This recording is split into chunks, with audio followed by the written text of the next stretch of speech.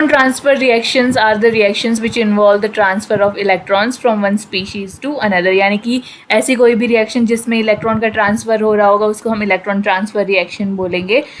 Hello everyone, welcome back to my YouTube channel. I hope you all are doing well. Today we are going to talk about electron transfer reactions, in which we will study outer sphere mechanism in this video. So let's get started. और based on the metal centres involve ये दो type की होती हैं. First हो गया self exchange reactions और second है क्रॉस एक्सचेंज रिएक्शन. अब सेल्फ एक्सचेंज देखो, सेल्फ यानी कि किसी सेम मेटल के अंडर जो इलेक्ट्रॉन ट्रांसफ़र है वो होगा यहाँ पे, और जो मेटल सेंटर होगा वो दो डिफरेंट ऑक्सीडेशन स्टेट्स में प्रेजेंट होगा. यानी कि सेम मेटल लेकिन डिफरेंट ऑक्सीडेशन स्टेट्स, तो वो हो जाएगी सेल्फ एक्सचेंज रिएक्शन. और क्रॉस एक्सचेंज रिएक्शन में क्या होगा कि जो इलेक्ट्रॉन ट्रांसफ़र है वो दो डिफरेंट मेटल सेंटर्स के बीच में होगा, और वहाँ पर मतलब उन रिएक्शंस को हम बोलेंगे क्रॉस एक्सचेंज रिएक्शंस. ठीक है, अब इसके एग्जांपल्स हैं. जैसे सेल्फ एक्सचेंज रिएक्शन में ये है हमारी रिएक्शन. यहाँ पर देखो आयरन है दोनों जगह, यानी कि मेटल सेंटर तो सेम है लेकिन ऑक्सीडेशन स्टेट अलग है. यहाँ पर जो आयरन है इसका ऑक्सीडेशन स्टेट है +2, और यहाँ पर जो आयरन है इसकी ऑक्सीडेशन स्टेट है +3. जब यहाँ पर इलेक्ट्रॉन ट्रांसफ़र होगा तो ऑक्सीडेशन स्टेट चेंज होगी, और ये वाला जो आयरन है यहाँ पर +3 ऑक्सीडेशन स्टेट हो जाएगी, और यहाँ पर +2. ये हमने आयरन को लेबल किया है ताकि हमें ये पता चले कि जो ऑक्सीडेशन स्टेट है वो चेंज हो रही है. ठीक है, पहले इस वाले जो स्टार हमने लगाया था इसकी ऑक्सीडेशन स्टेट थी +3, अब यहाँ पर इलेक्ट्रॉन ट्रांसफ़र के बाद यहाँ पर +2 हो गई है. तो ये हो गई हमारी सेल्फ एक्सचेंज रिएक्शन.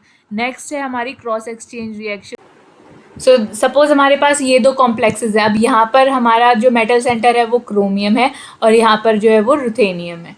ठीक है, तो अलग अलग मेटल्स हो गए, इनकी ऑक्सीडेशन, यहाँ पर इलेक्ट्रॉन ट्रांसफ़र होगा और इनकी ऑक्सीडेशन स्टेट चेंज होगी. तो ये एग्जाम्पल हो जाएगा क्रॉस एक्सचेंज रिएक्शन का. तो जो प्रोडक्ट्स बनेंगे वो आएंगे हमारे पास.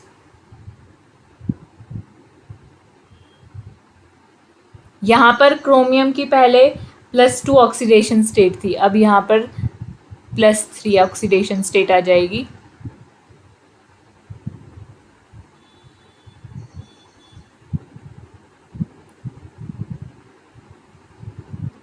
ठीक है, तो ये जो क्रोमियम था यहाँ पर +2 ऑक्सीडेशन स्टेट थी इसकी, यहाँ पर यूथेनियम की +3 ऑक्सीडेशन स्टेट थी. लेकिन प्रोडक्ट में क्या होगा, इलेक्ट्रॉन ट्रांसफ़र होगा और इसके बाद यहाँ पर क्रोमियम की +3 आ जाएगी और यूथेनियम की +2 ऑक्सीडेशन स्टेट हो जाएगी. ठीक है, तो ये एग्जाम्पल हो गया क्रॉस एक्सचेंज रिएक्शन का. अब नेक्स्ट है हमारे पास 1950 में प्रोफेसर हेनरी टॉबे थे जिनको नोबेल प्राइज़ मिला था in chemistry for his work in the mechanisms of electron transfer reactions. इन्होंने दो मैकेनिज्म्स आइडेंटिफाई किए थे फॉर रिडॉक्स रिएक्शंस. फर्स्ट था आउटर स्फीयर मैकेनिज्म और सेकंड था इनर स्फीयर मैकेनिज्म. तो in this video we will talk about outer sphere mechanism. देखो, अब आउटर स्फीयर मैकेनिज्म वो उन कॉम्प्लेक्सेस में फॉलो होता है जिनमें सब्स्टिट्यूशन नहीं होता.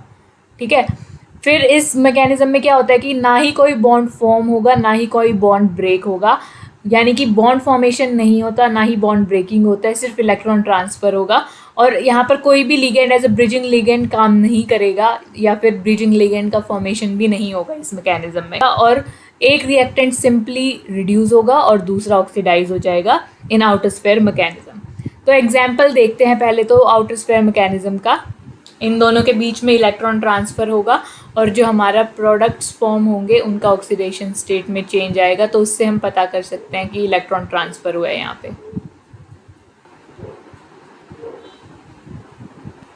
सो ये है हमारे पास example of outer sphere electron transfer.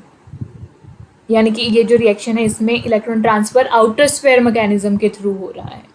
अब जो मैकेनिज्म होता है आउटर स्फीयर का वो कैसे क्या क्या होते हैं, उसमें कौन कौन से स्टेप्स होते हैं वो हम देखते हैं. सो फर्स्ट स्टेप है हमारा फॉर्मेशन ऑफ प्रीकर्सर कॉम्प्लेक्स. तो सबसे पहले प्रीकर्सर कॉम्प्लेक्स बनेगा, लेकिन आपको ये पता है कि हमने बोला था कि जो आउटर स्फीयर मैकेनिज्म है इसमें एक रिएक्टेंट रिड्यूस होगा और एक रिएक्टेंट ऑक्सीडाइज होगा. तो यानी कि एक तो यहाँ पर रिडक्टेंट लेंगे हम और एक ऑक्सीडेंट लेंगे. ठीक है, इन दोनों की रिएक्शन हो रही है आपस में। यहाँ पर हम एक तो रिडक्टेंट लेंगे जिसको हम R से रिप्रेजेंट करेंगे, और एक होगा हमारा ऑक्सीडेंट। ठीक है, वैसे तो आप सबको पता होगा कि ऑक्सीडेंट और रिडक्टेंट क्या होते हैं, बट एक बार मैं बता देती हूँ कि रिडक्टेंट क्या होता है। रिड्यूसिंग एजेंट जो हमारा होगा उसी को हम रिडक्टेंट बोलते हैं। रिड्यूसिंग एजेंट यानी कि जो दूसरे किसी स्पीशीज़ को रिड्यूस करवाएगा और खुद ऑक्सीडाइज होगा, उसको हम रिड्यूसिंग एजेंट बोलेंगे। और ऑक्सीडेंट यानी कि ऑक्सीडाइजिंग एजेंट।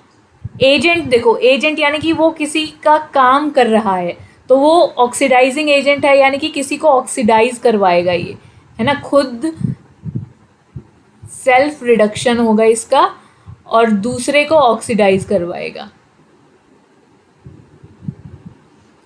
ठीक है, तो ऐसे ही रिडक्टेंट है और ऐसे ही ऑक्सीडेंट है, लेकिन हम इनको जब हम मैकेनिज्म स्टडी कर रहे होंगे तो हम इसको R और O से रिप्रेजेंट करेंगे।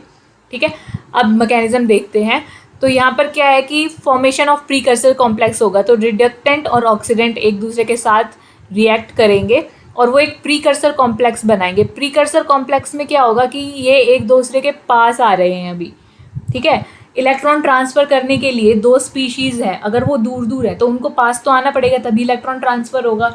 तो प्रीकर्सर कॉम्प्लेक्स यही है कि जब रिडक्टेंट और ऑक्सीडेंट हमारे पास आएंगे तो वो एक कॉम्प्लेक्स का फॉर्मेशन करेंगे, इसको हमने बोला है प्रीकर्सर कॉम्प्लेक्स।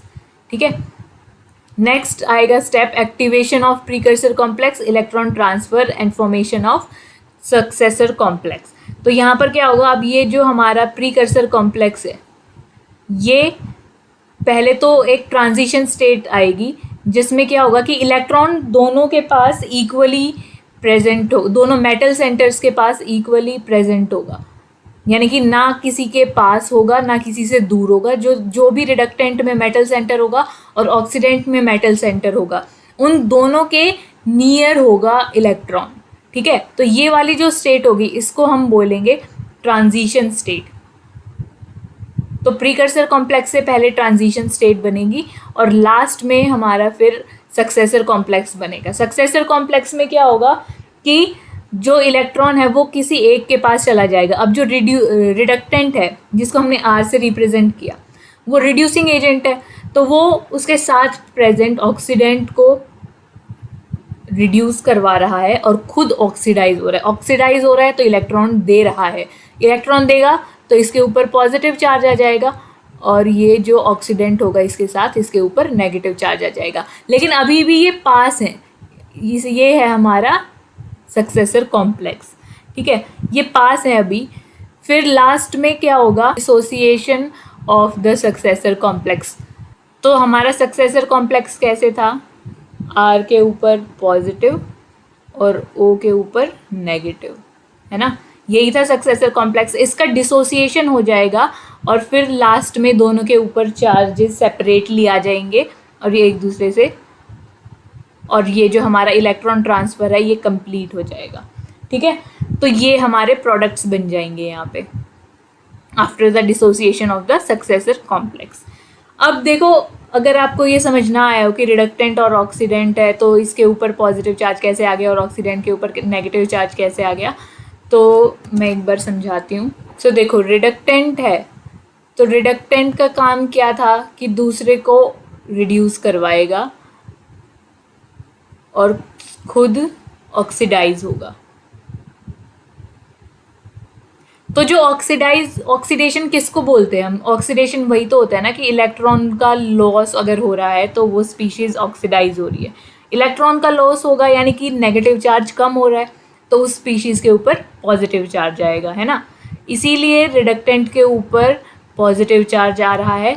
और ऑक्सीडेंट का अगर आप देखो तो वही सेम चीज़ है, ऑक्सीडेंट खुद क्या होगा, खुद रिड्यूस होगा, और रिड्यूस मतलब इलेक्ट्रॉन का एडिशन।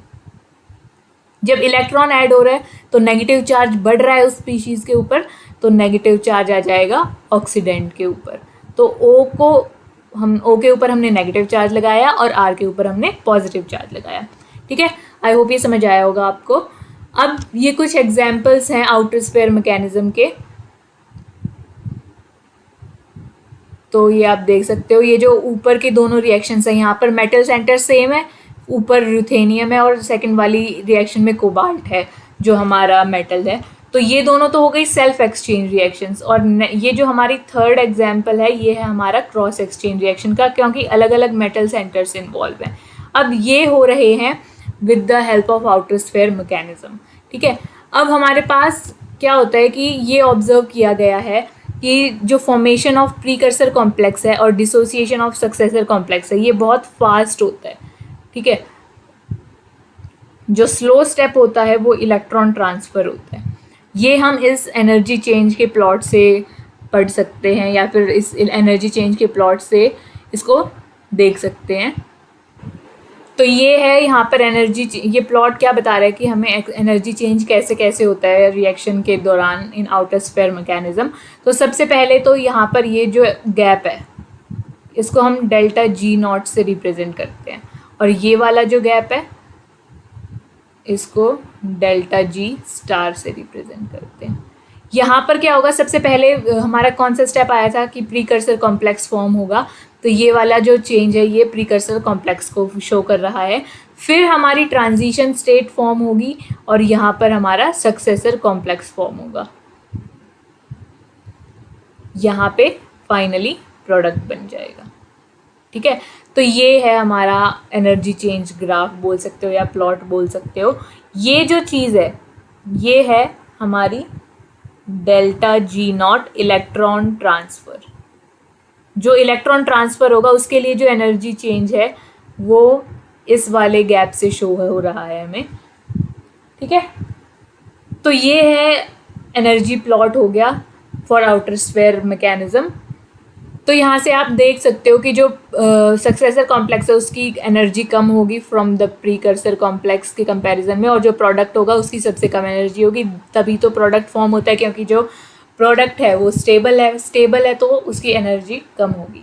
ठीक है, अब जो इलेक्ट्रॉन ट्रांसफ़र है, क्योंकि यहाँ पर ये देखो ये वाला गैप कितना ज़्यादा है, इसीलिए हमने ये बोला है कि जो इलेक्ट्रॉन ट्रांसफ़र है ये एक स्लो प्रोसेस है।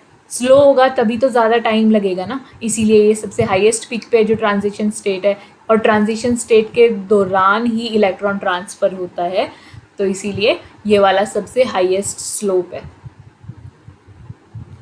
नेक्स्ट आते हैं हमारे पास factors affecting outer sphere mechanism.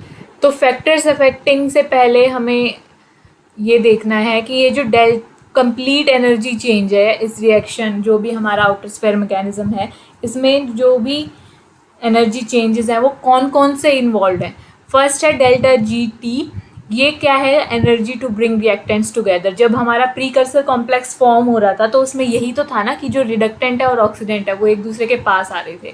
तो वो पास आने के लिए क्या करना पड़ेगा, उनको कोलम्बिक फोर्सेस जो रिपल्शन लग रही होंगी, कोलम्बिक रिपल्शंस के अगेंस्ट ही तो वो पास आएंगे ना।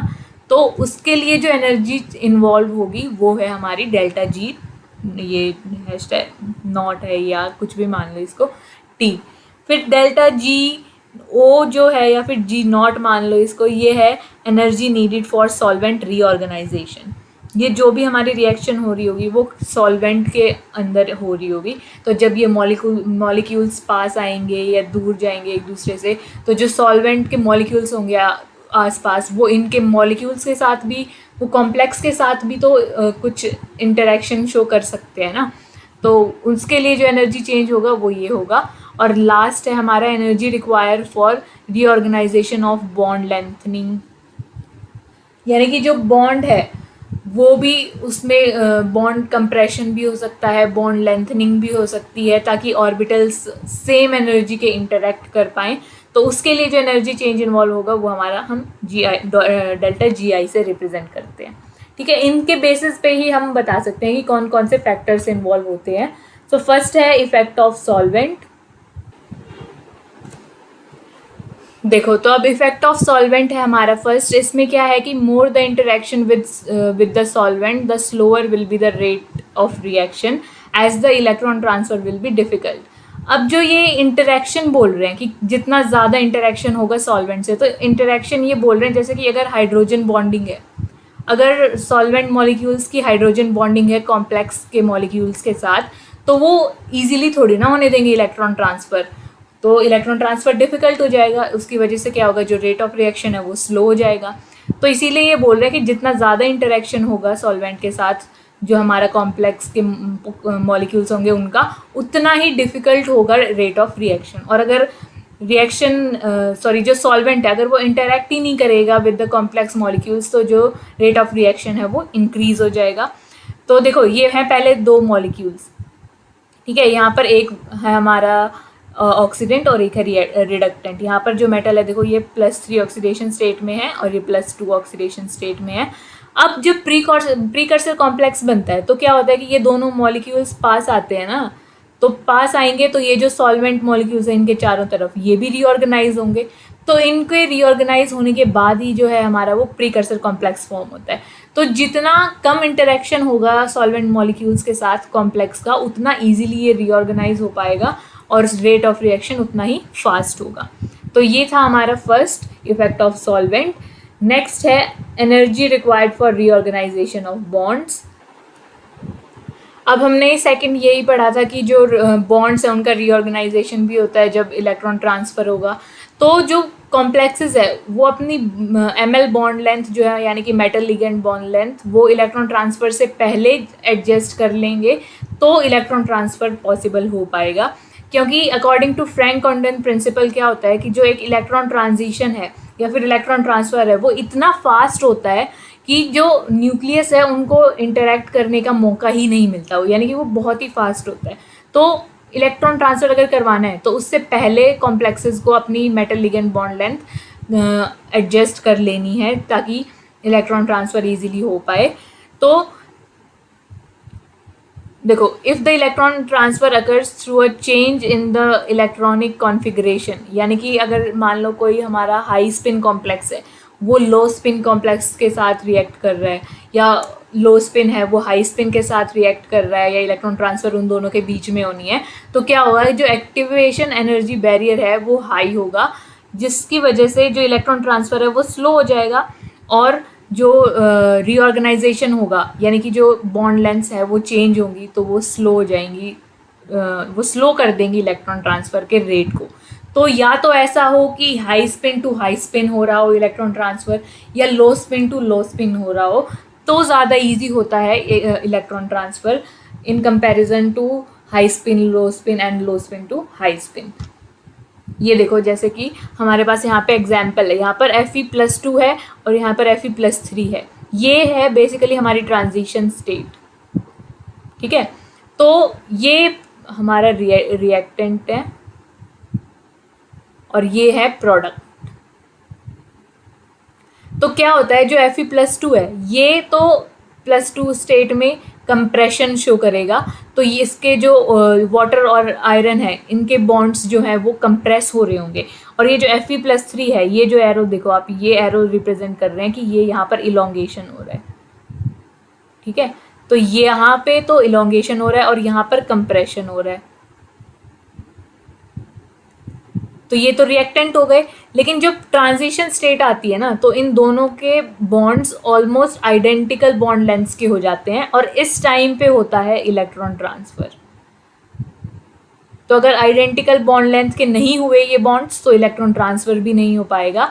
इसलिए क्या होता है कि इसलिए ये बोल रहे हैं कि जो बॉन्ड लेंथ्स है, मतलब फ्रैंक कोंडन प्रिंसिपल यही बोलता है कि वो जो इलेक्ट्रॉन ट्रांसफ़र है वो इतना फास्ट होता है कि हमें उस टाइम बॉन्ड लेंथ एडजस्ट करनी ज़रूरी होती है, मेटल लिगेंड बॉन्ड लेंथ, तभी इलेक्ट्रॉन ट्रांसफ़र हो पाएगा।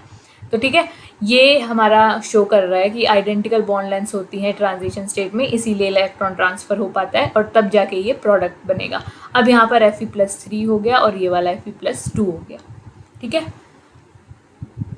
नेक्स्ट जो हमारा फैक्टर है वो ऑर्बिटल सिमेट्री है और ऑर्बिटल ओवरलैप भी इसी में हम पढ़ेंगे। तो ऑर्बिटल सिमेट्री आपको पता है कि जब एक हम इलेक्ट्रॉन ट्रांसफ़र करवा रहे हैं तो जिन दो कॉम्प्लेक्सेस के बीच में इलेक्ट्रॉन ट्रांसफ़र हो रहा है उनकी ऑर्बिटल सिमेट्री भी सेम होनी चाहिए, तो वो ज़्यादा ईजीली हो पाएगा इलेक्ट्रॉन ट्रांसफ़र। सो देखो, electron transfer outer sphere mechanism requires orbital overlap and occurs between orbitals of same symmetry. तो अगर सेम सिमेट्री के ऑर्बिटल्स होंगे तो इजी होगा ऑर्बिटल ओवरलैप, और अगर डिफरेंट सिमेट्री हुई तो और ओवरलैप भी अच्छे से नहीं हो पाएगा और फिर इलेक्ट्रॉन ट्रांसफ़र भी मुश्किल होगा। जैसे कि अगर इलेक्ट्रॉन ट्रांजिशन हो रहा है from Eg to Eg, EG यानी कि आपको पता है कि जो EG वाले हमारे ऑर्बिटल्स होते हैं वो dx² y² और dz² होते हैं, अलोंग द एक्सिस अलाइन होते हैं ये, है ना। तो अलोंग द एक्सिस हैं, तो आपको पता है कि लीगेंड जो है हमारा वो इसी साइड से अप्रोच कर रहा होगा, इनके अलोंग ही अप्रोच करेगा। तो उससे क्या होता है कि जो स्टेरिक हिंड्रेंस है वो इंक्रीज हो जाता है, और इसकी वजह से जो बॉन्ड लेंथ है वो ज़्यादा चेंज करना पड़ेगा बॉन्ड लेंथ में, जो हमारे सिग्मा टाइप सिमेट्री ऑर्बिटल्स होंगे उनको। तो देखो, the large change in bond length has to occur in sigma type of orbital and therefore the electron transfer would be slow.